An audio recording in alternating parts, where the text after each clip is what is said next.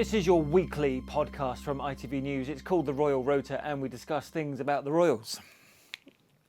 There we go. Perfect summary. Now, I've just noticed you've still got your lanyard on, which is very on message. Your ITV lanyard, yes. So we are going to talk about the royals because that's what we do every week. I just haven't decided what order to talk about the royals. As per. Yeah. And there's security is a theme. I can spot a theme. I'm taking anyone listening and not watching. I'm taking the lanyard off so you can hear lots of horrible noises. Then clearly I was prepared for this podcast today. Right. So welcome. Thank you for joining us. A busy week last week. As you listened last week, then you'll have all the details about Prince Andrew and the fact we had to come into this studio a second time in one day to record an update after Andrew was stripped of all things royal and military by Mum. Yeah, that was a quick last-minute insert, wasn't it, into last week's podcast? Yes, but hopefully we covered that off. And that was a first. We've not had to do that before, have we? Have we not? Not run in here and redo it.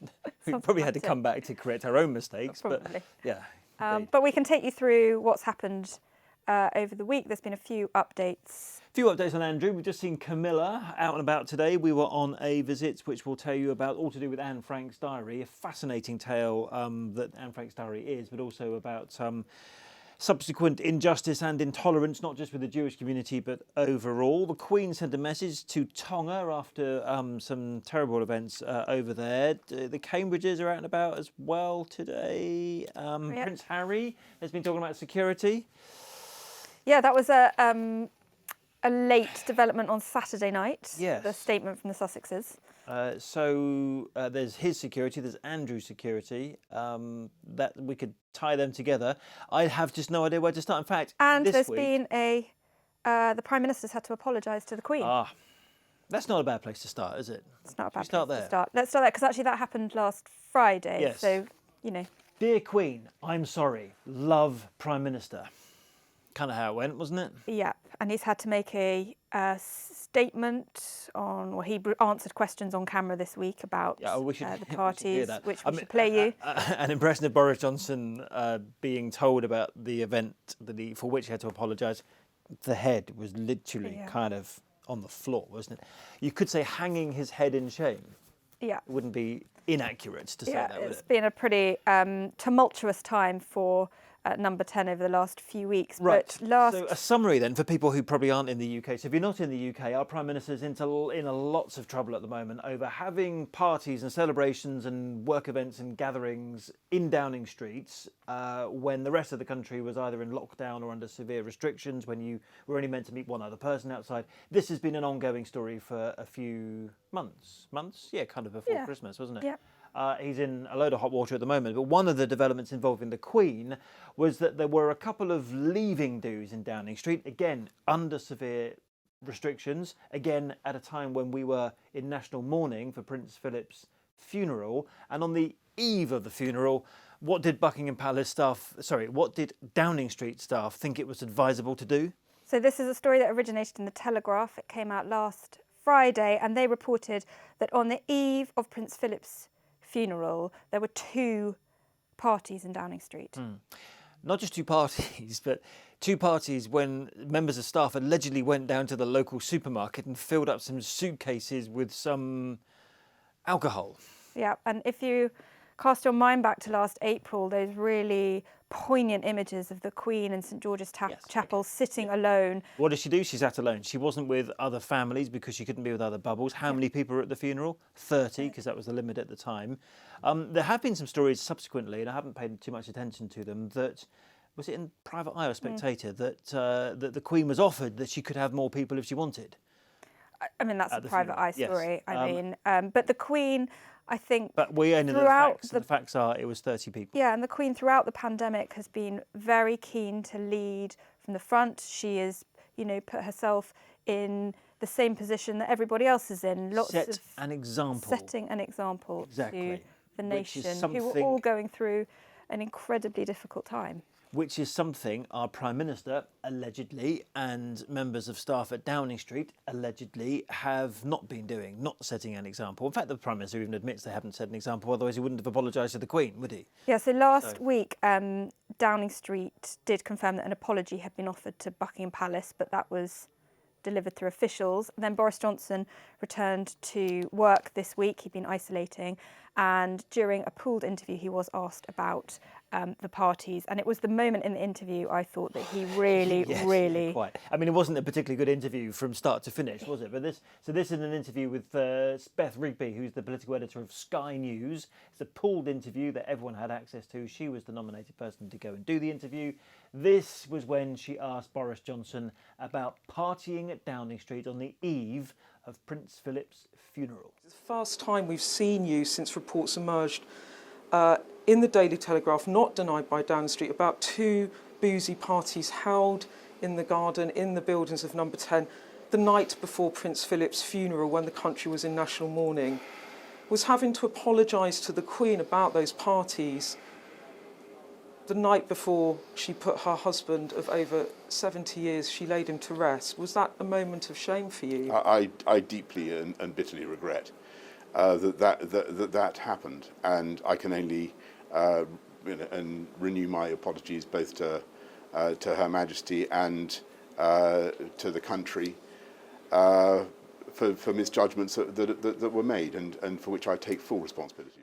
So, I think you'll agree if you watch that, the Prime Minister was hanging his head. You can't say shame. I suppose shame could be a subjective term, but he definitely was hanging his head. That was the physical... And you could hear that Yes. sort of breathing, Sort of, deep breathing, and yeah. it was sort of, he looked actually quite distressed at that moment. Yes. Well, the day after, I mean, of course, he lost an MP who walked over to the other side of the House and joined the Labour Party, and had a senior cabinet minister say, you should go. So it's not been a great week for Boris Johnson, but this isn't a political podcast. If you want a political podcast, then go find one. This is a royal podcast. Yeah. So let's talk about more royal things. Let's talk about Harry and Meghan then. So, a recap. Prince Harry and Meghan live in America. They live in California, in Montecito. When he comes over to the UK, he brings his own privately funded security, which presumably is some firm in America that provides security for lots of celebrities and well-known people.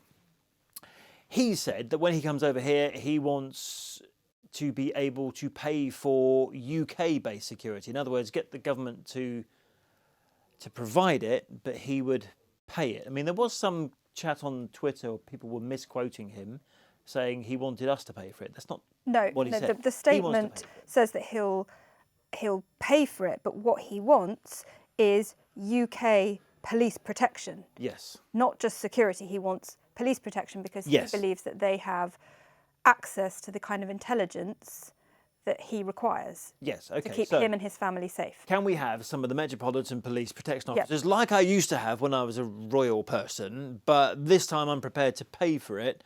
The Home Office, which is our home department, has said, no, Yep. you can't. Off you go, on your way. And Harry's now launched a kind of a legal fight. on Yeah, this he's one, filed a claim for judicial review against the Home Office decision. So the lawyers are involved again. But, you know, Harry, when he stepped back from public duties as a senior member, working member of the royal family, they said at the time, you know, you can't have half in, half out. You can't have bits of it that you choose. It's either in or it's out. But what about the argument, I think, that was in their explanation that it wasn't Harry's fault. He was born into the royal family. He might have left it and gone off to the United States of America and turned his back on the whole thing for whatever reason, and that's been heavily debated on this podcast and elsewhere. But it's not his fault that he has this threat. So this inherent threat that he faces because he's the Queen's grandson ain't his fault, is it, Governor? But then the other side of the argument is that every high-profile person, be them celebrities or from whatever world, do the police protect all of them? Well, yeah, but not every one of them is born into the royal family, are they? So No, but you know. So, well, actually, interestingly, Harry said that when he came over here, this last time he was in the UK was for the unveiling of his mother's statue. Do you remember that big story last summer? The first time the brothers had been back together, they unveiled together that statue of their late mother in the grounds of Kensington Palace. He claims that his security was compromised during that visit, doesn't he? So yeah, he during that visit when he was over here, he attended a a charity event, and he says his security was compromised due to the absence of police protection whilst leaving a charity event. Because he claims that the British police will have access to intelligence and the kind of things that his privately funded US security won't have. Yeah. But then again, couldn't you say that about when he goes to, I don't know, what about when he goes to the Netherlands for the Invictus Games? Yeah. Is he going to bring his own security, or is he going to ask for the Netherlands government to pay for his security, that he'll pay them back? I mean, where does this draw end? the line? So he, in the statement that they released late on Saturday, they said at the end, the UK will always be Prince Harry's home and a country he wants his wife and children to be safe in. With the lack of police protection comes too great a personal risk. Prince Harry hopes that his petition, after close to 2 years of pleas for security in the UK, will resolve this situation. So it seems as though, until this is resolved, for Harry and Meghan, they're unlikely to come over with the children. So, there's events across the year that you would expect to see them at, whether that's the service of Thanksgiving for the Duke of Edinburgh, the Platinum Jubilee. Yeah. Does that mean he's now not coming because unless this is resolved, government decides that he can pay? So it's not a financial thing, clearly, because he's offering to pay. But okay, so discuss, why is it that Harry doesn't have UK-funded security, but Harry's uncle Andrew does? Yeah, and I think this is, there's been a lot made of this in particularly the last few weeks. Yeah. And it's a question that I think will continue to be asked about Andrew's security, but also of his home. He's living at Royal Lodge. Yeah, but then I say about Royal Lodge that Harry and Meghan still have Frogmore Cottage, which the Queen gave them, and they've kept, even though they're not in it, and they will stay there when they come over. So, I don't know, Royal Lodge, it's a property owned by the Queen or the Crown Estate. He's living there. I mean, a lot of people might say, get out and fund it yourself. Of course, but security is an area where there isn't parity. The housing situation is the same. Harry's got a house that the Queen gave him. Andrew's got a house. Security, Andrew gets UK-funded security, Harry doesn't. Yeah. Yet Andrew's been stripped of all his patronages and his HRH and his military titles. Yeah, no, you're right. They're comparable now in terms of the HRH and the losing the patronages, but therefore you have to question whether security might be the next thing to be addressed. Yes, I think it might. I think, actually, he might well have been told, some months down the line, we're going to take this away from you. We're not going to do it immediately, and we're probably not going to announce it either just because of the risk, but actually at some point you're going to have to fund this yourself because... it's one thing they always refuse to discuss with us, isn't it? Because they say it would compromise security, but he could be faced with a position where he has to end up... He's now a private citizen, they said that in that statement. Does he therefore have to pay for it privately? There we go. Security. Any more on Harry and Meghan? They haven't done anything else this week, have they? No, I'm I aware don't of. think so. I've seen. But we can now segue nicely into a Prince Andrew section. There's been nothing new on the Invictus Games or anything that Harry's coming over for. Right, okay. So let's segue neatly from security to, well, what else? Actually, there was a documentary on ITV this week about Prince Andrew, Ghislaine Maxwell. There was a very interesting... clip of the presenter Ranveer Singh, who works for Good Morning Britain. She basically, I mean, on the internet, if you look hard enough, you can find the little black book, the so-called book of Jeffrey Epstein's contacts, because it was released, I think, during Ghislaine Maxwell's trial. I think. So on there, as you will see or hear from this clip we're about to play you, there are contact numbers for Prince Andrew. Wood Farm, which is the place where Prince Philip was staying, at Sandringham, at Balmoral, at, was it Sunningdale? That was his old house, wasn't it? Before he moved to Royal Lodge in Windsor. And guess what else was there? A mobile phone number. So what did the presenter do? She called it.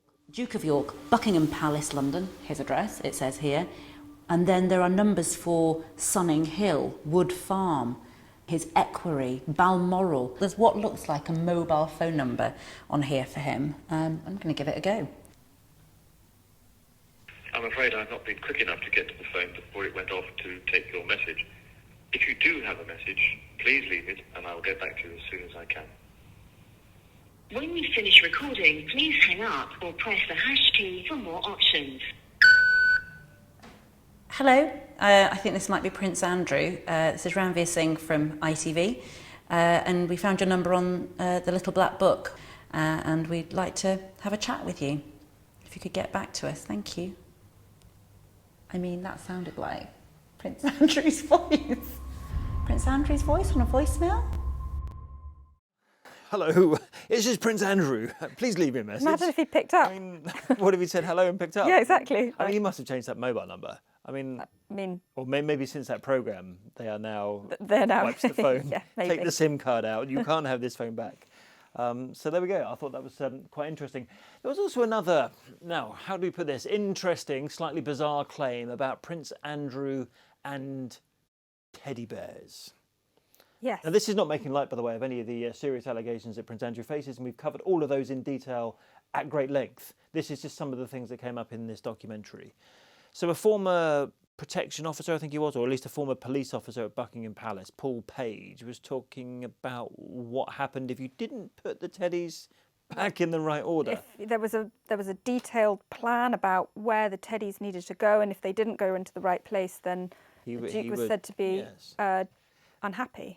Yes. There wasn't just one or two teddies either. He claimed there were 60. Yeah. Like 60 teddies. Now, I don't think we're talking about when Prince Andrew was a boy, are we? We're talking about I when didn't Prince get Andrew that was impression, no. adult. Judge for yourself. I mean, this is what the programme ran, an interview with Paul Page, former Metropolitan Police Officer. This is his interview about Prince Andrew and the soft toys. It had about 50 or 60 stuffed toys positioned on the bed. And basically, there was a card the inspector showed us in a drawer, and it's a picture of these bears all in situ on the bed. And the reason for the laminated picture was that if those bears weren't put back in the right order by the maids, he would shout and scream and become verbally abusive. Now, it's spun a whole load of theories and speculation and things. I know, I understand that Paul Page, the protection officers, had lots of offers from around the world for more interviews now. He's done this particular one. And The Sun had a front page about teddy bears as well, didn't it? The Sun had some more details on where the teddies went, what the teddies were. That's great detail, isn't it? Yeah, they sort of mocked up on their front page how the bed would look and where the teddies were positioned. Here's another question. I don't want to link everything about Prince Andrew with Harry and Meghan, but people have raised this on my Twitter feed, and I think they're right to as well. There was a bullying investigation into claims that Meghan was being bullying towards staff. For some unknown reason, that's still not concluded. We're nearly a year on now, isn't it? And we haven't had any results from it. Why, therefore, won't there be a bullying investigation into claims that Prince Andrew was bullying his maids and servants and housekeepers, which is the allegation in this documentary? That's exactly what Meghan was accused of by... Was he? Is that? I don't know if that was the accusation. I didn't say the word bullying, but I mean, if you're going to sort of hit the roof and shout and scream, as he claims, and Prince Andrew has not responded to these, although his office were contacted. Well, I think probably the difference was that with the Duchess of Sussex, a formal complaint went into HR. Yeah. Has a formal complaint ever been submitted about the Duke of York? Yes. Or shouldn't proactively how Buckingham Palace say, did we care for the staff that we sent into Prince Andrew's bedroom to clean it because they were being shouted at every time they didn't put teddies back in the right order? I mean, there's a definite question mark there. A debate to be had. A debate, yeah. But I think unless there is a formal complaint made, is there anything to investigate? Okay, well, if you are a former servant at Buckingham Palace, a former maid, and this was you that Prince Andrew was allegedly shouting at, then perhaps you want to get in touch with us. You know how to. But there we are. Okay, right. And Andrew, any more on Andrew? Yes. Oh, yes, there was. So, various other sort of bits that have happened over the last week. The first is the Prince of Wales was out on a visit on Friday, the day after we found out that he was losing his military affiliations and his royal patronages. And he was asked on that visit in Aberdeenshire by a reporter whether he supported his brother. Your Royal Highness, can I ask your view on your brother's position, Prince Andrew? Can we just introduce you, please? How do you view it? May I present his Royal Very Highness? nice to see you again. From watching that interview, as I've done a couple of times, I didn't hear a single word come out of Prince Charles's mouth. Yeah, the royals are quite well versed, aren't they, on public engagements when questions are shouted by reporters, which they are, when big stories happen, they are quite quite well versed in not responding. Yes. The exception to The that exception was being Prince William, which we are very much not racist. which kind of thing. which is why you could tell the answer to that was so kind of the emotion he must have felt to have answered, because they don't normally. Yet again, I mean, why doesn't he have a lot of, Prince William was also asked about Prince Andrew this week. Yeah. Again, a lot of this comes from the. Very occasionally, I do step into my notifications on Twitter, which is a very unpleasant place to be a lot of the time.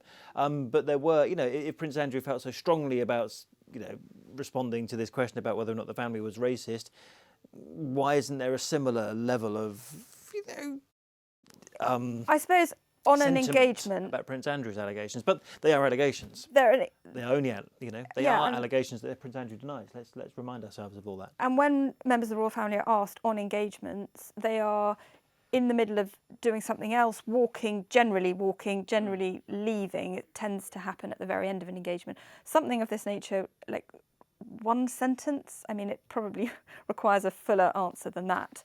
Yes, and I suppose the Queen did, or Buckingham Palace put out their response to the things about Prince Andrew. But anyway, you might as well hear it. This is when Prince William was on a visit to the Foundling Museum in London with Kate, their first around the corner of the year. Just around the corner from here. Just over there, in that direction.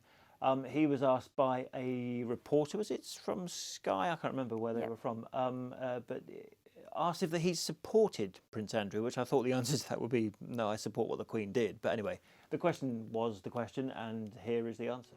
Your Royal Highness, can I just ask, do you support Prince Andrew? Sorry, I can't hear you. Do you support Prince Andrew? Have you spoken about this? We're going to move on now.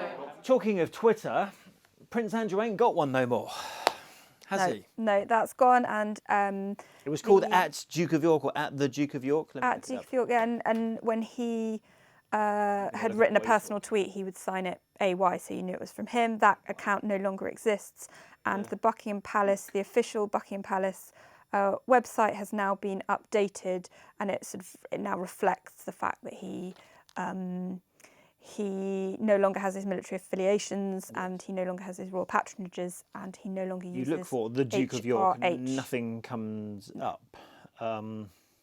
And his Instagram page has been now set to private rather than a public account. So, was that the Duke of York as well?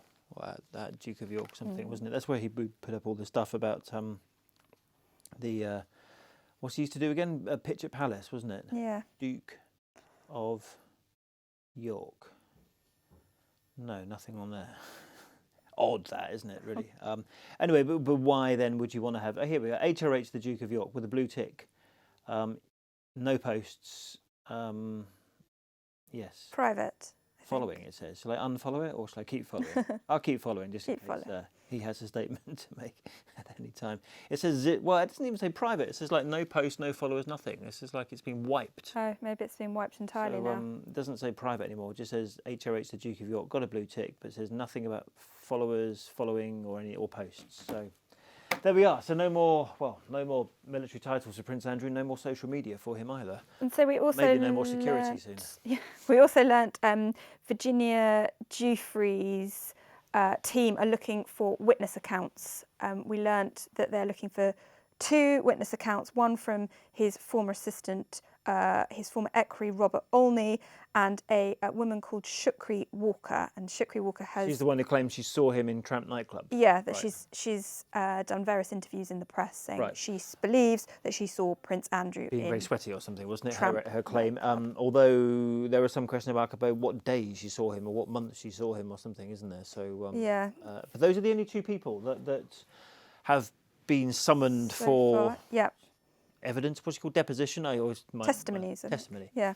Not Sarah Ferguson, Prince Andrew's ex-wife. Not any of his daughters, Beatrice or Eugenie, or who was at the Pizza Express restaurant on the night in question. It was Beatrice's party or Beatrice's friend. Beatrice's friend. He said in that. Now, I drove past that the other day, actually, the Pizza Express in Woking. Yes. Pop in? I didn't actually, although I must go in there sometime and have a pizza. So, back to the testimonies. Yeah, sorry, I the documents that have been submitted say that the reason they want to speak to Shukri Walker is because the defendant denies being at Tramp on the night in question or having ever met the plaintiff, and she has put herself forward as a potential witness and would thus be relevant to this dispute because plaintiff contends that defendant abused her in London after visiting Tramp. Yeah, I mean, this Shukri Walker would have to say that I saw the Duke and Virginia together on the night in which, and I'm not actually ever sure she has done that, but anyway. And we know that lawyers for the Duke of York want to question Virginia's partner, Robert Jeffrey, and also her psychologist. Right, and on it goes. And on it goes. Any more on Prince Andrew? The only other thing is that York Racecourse is set to rename the Duke of York Stakes in a bid to distance itself from the Queen's son. Well, there's also some talk about him, the whole Dukedom of York doesn't want him to have that title anymore, isn't it? But, yeah. There we are. Okay, all right. It continues.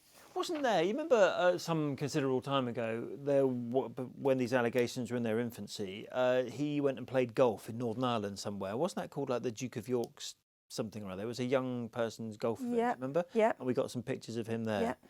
I'm sure that took his name as well, so maybe lots of name changes are about to happen. Let's do William and Kate, shall we? Let's do William and Kate. William and Kate and a fluffy dog. So William and Kate are in Lancashire today, which is Thursday we're recording, and this airs on Friday. In Clitheroe, I believe. They're doing 2 visits, and both are all about mental health and support for the community sort of during the coronavirus pandemic. And? I mean, this dog that they were pictured with. Oh, and they've met a therapy dog. Therapy dog, right. Alfie.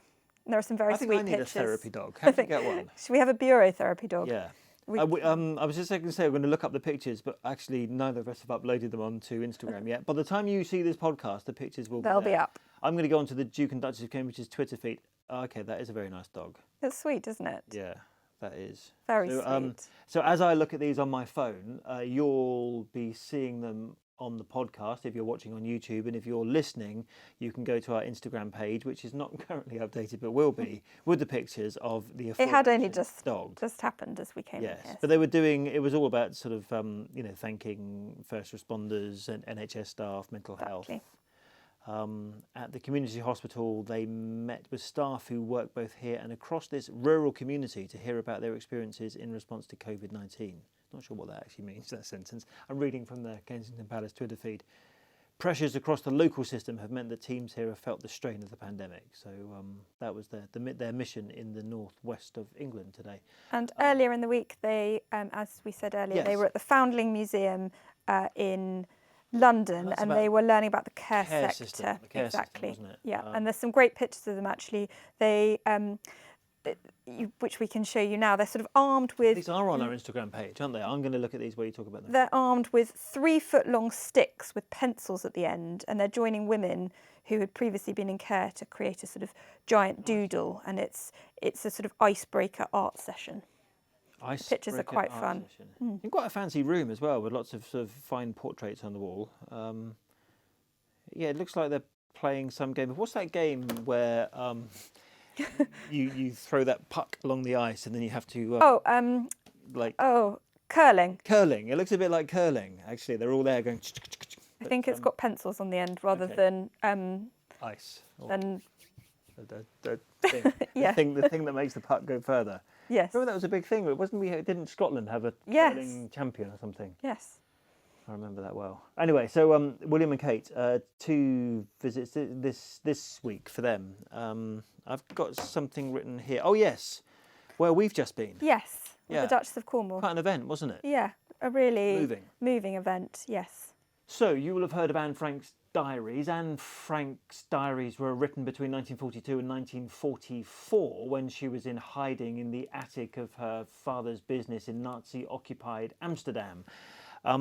The Anne Frank Trust is a UK charity which works, I didn't know this actually before I went there today, actually works to combat racism, intolerance in all its forms, in all communities, actually, not just anti-Semitism.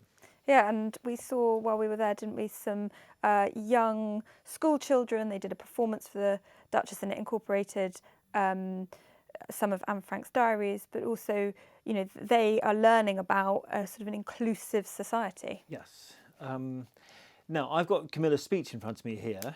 I won't play it all, but there was I thought, a very good bit towards the end when she said you should never ever be a bystander. And actually, it's, you know, we are measured by the things that we are prepared to ignore, which I thought was quite poignant. So this was the speech that Camilla gave to the Anne Frank Trust at a hotel in central London to mark, I should point out, 75 years since Anne Frank's diaries were first published in 1947, published, by the way, by her father, who was the only surviving member of her family from the Nazi concentration camp that they were all eventually sent to. So this is what Camilla said about that very important issue of injustice and prejudice. Like many others, I first read Anne's diary at quite the same age as her, when she started her harrowing memoir.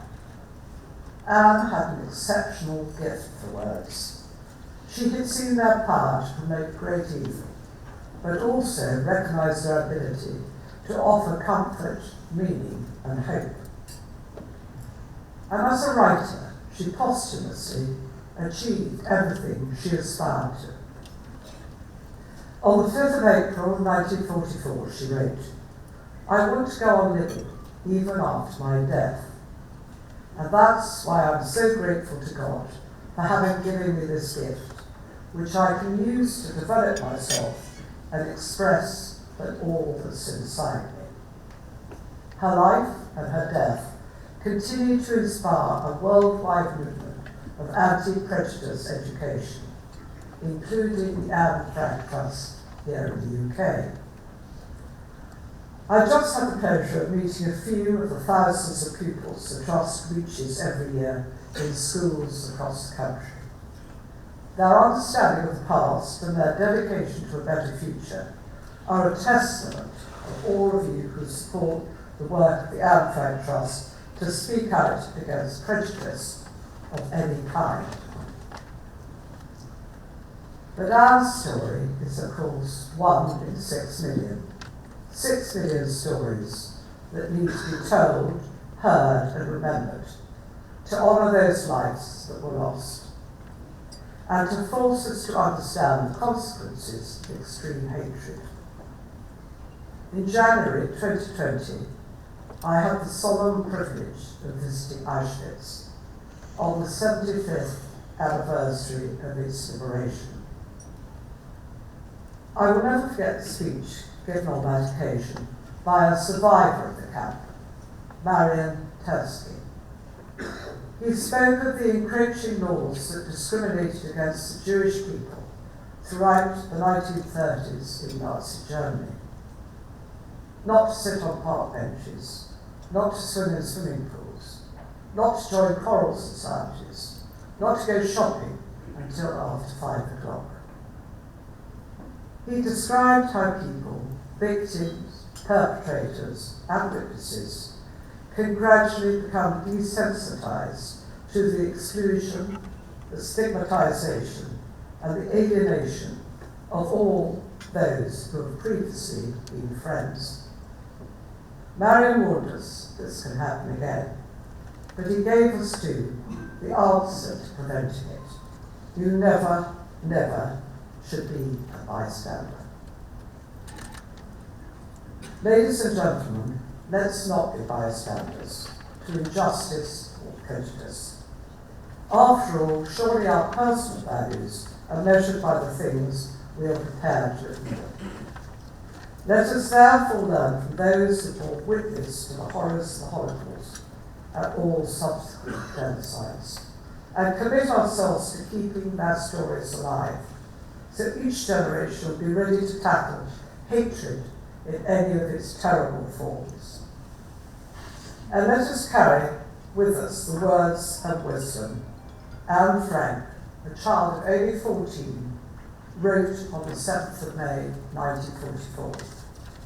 What is done cannot be undone, but at least one can prevent it from happening again. Thank you. Also there was Joanna Lumley. Yeah, she and the Duchess. Joanna Lumley offered to become my cleaner today. She did. She kind of did. He's not lying. She actually did. She said she was very good at scrubbing. She basically was telling me, before we did the interview, she was telling me a story about how she spent the weekend, I think, pressure cleaning her path or a patio or something? Yeah. And she would splatter. And I said, I can't really imagine you doing that. No. And she said, no, I like scrubbing, Yeah. she said. And so you said, So I said, come well, if over. your TV work whatever to, dry Dry up, maybe there's work there. And she said, I'll come knock on your door. So I think I took that to mean that Joanna Lumley has offered to clean my house. Yes. Kinda. Anyway, there was a very warm welcome, wasn't there, between the Duchess and Joanna Lumley, who has just been made a Dane. Yes, in the New Year's honours. So here's some pictures, if you're watching on YouTube, of the two of them arriving and greeting one another. The other person in this picture that you're seeing is the stepsister of Anne Frank. She's called Ava Schloss. She's 92, is it? 92 years old. And also was in hiding, I don't think in the same attic as Anne Frank, but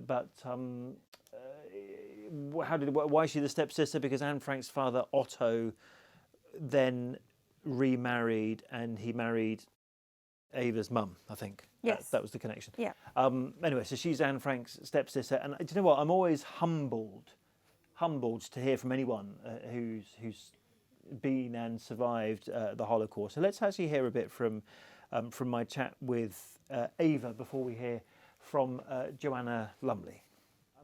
Anne would never have known in the early 1940s how powerful her words would go on to be and what a difference they would make.